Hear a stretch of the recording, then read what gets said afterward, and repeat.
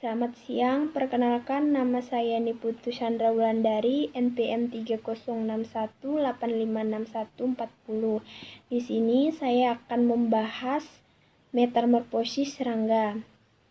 Metamorfosis serangga biasanya terjadi pada fase-fase berbeda-beda, dimulai dari larva atau nimpa. Kadang-kadang melewati fase pupa dan berakhir sebagai imago dewasa. Ada dua macam metamorfosis utama pada serangga, yaitu hemimetabola dan holometabola.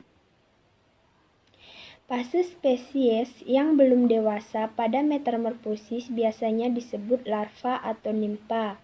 Tapi pada metamorfosis kompleks, pada kenyataan spesies serangga, hanya fase pertama yang disebut larva atau nimpa.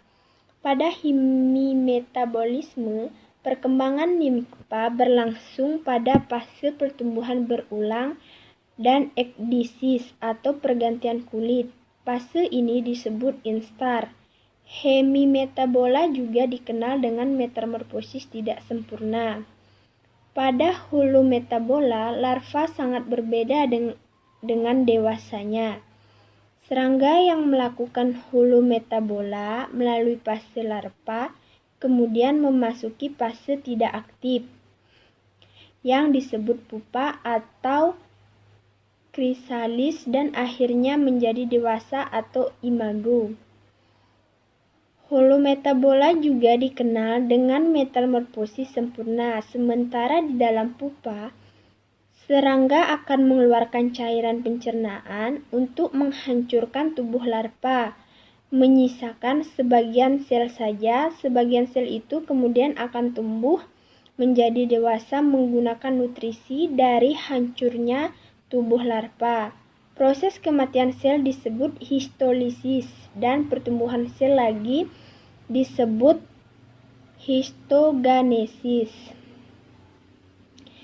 Daur hidup kupu-kupu dimulai dari telur. Telur kupu-kupu biasanya berada di permukaan daun. Telur kemudian menetes menjadi ulat. Ulat itu akan makan selama berhari-hari. Lama-kelamaan, ulat akan berhenti makan dan mulai berubah menjadi kepompong. Masa kepompong ini berlangsung selama berhari-hari. Jika telah sempurna, kupu-kupu keluar dari kepompong tersebut dan menjadi kupu-kupu dewasa yang berkembang biak dengan bertelur. Dari telur itu, proses metamorfosis dimulai lagi.